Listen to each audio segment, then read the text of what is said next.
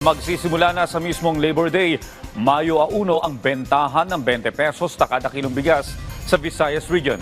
At sisimulan naman ito sa mga kadiwa ng Pangulo Stores sa unang linggo ng Mayo. Ang detalye mula kay Crisol Pardilla. Maingat na tinatakal ni Marso ang sinasaing na bigas para walang masayang. Hindi rin kamahalan ang pinipili niyang bigas na naglalaro sa 40 hanggang 50 pesos kada kilo. Kailangan kasing magtipid lalo't mahal ang presyo ng bigas at mabigat ang matrikula ng kanyang 2 anak na nag-aaral. Maganda yung mura kasi sa halip na mahal yung mabibili mo, at least meron ka pang masisave.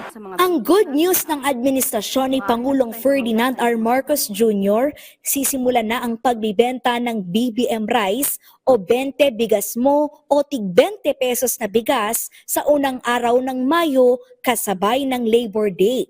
Aarangkada yan sa probinsya ng Cebu. Uumpisahan na rin ang bentahan ng murang bigas sa lahat ng makadiwa ng Pangulo sa May 2, araw ng Biyernes.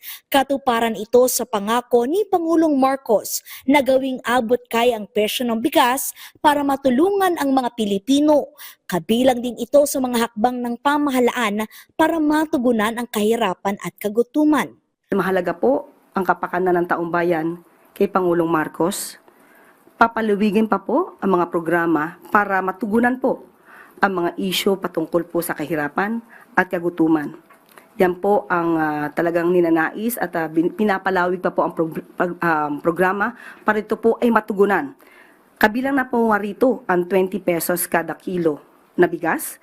Nandiyan pa rin po ang programang Walang Gutom program ng DSWD. Idagdag pa po natin ang patuloy patungkol dito sa Pantawid Pamilyang Pilipino program. Ayon sa Department of Agriculture, makabibili ng 20 bigas mo sa mga Kadiwa Center ang mga nasa vulnerable sector tulad ng mga solo parent, may kapansanan, may hirap at senior citizen gaya ni Clarita. Hanggang 30 kilong bigas ang pwedeng bilhin kada buwan o katumbas ng 600 pesos. Higit na mas mura yan kaysa sa higit 1,000 presyo ng kalahating kaba ng well-milled rice. Mas gusto ko yun. Mas makakatipid lalo ako dun.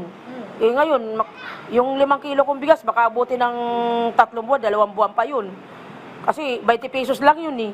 Paglilinaw ng Malacanang galing ang murang bigas mula sa ani ng mga magsasaka.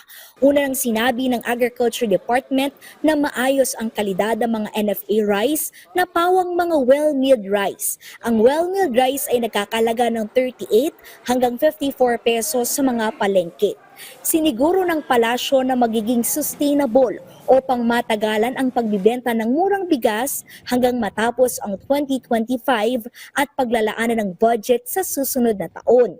Kaugnay niyan, ipinagmalaki ng palasyo ang mataas na rice buffer stock ng National Food Authority.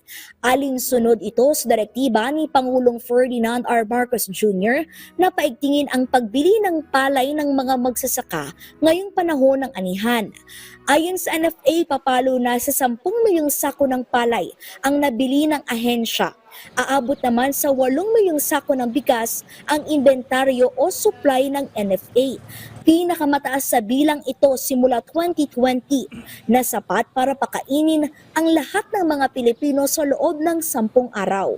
Ayon kay NFA Administrator Larry Lacson, may natitirang 12 bilyong piso para sa patuloy na pagbili ng palay ngayong summer harvest. Dagdag pa ng NFA, ang tuloy-tuloy na pagbili ng palay ay hindi lamang para sa mga magsasaka, kundi para rin sa mga pagbibigay ng mas abot-kayang bigas sa mamamayan. Ang mga hakbang na yan, hindi lamang mahalaga para matulungan ang mga magsasaka, kung hindi para matiyak na may sapat na supply ng bigas na maaring gamitin sa panahon ng kalamidad o emergency. Crisol Pardilla para sa Bayan.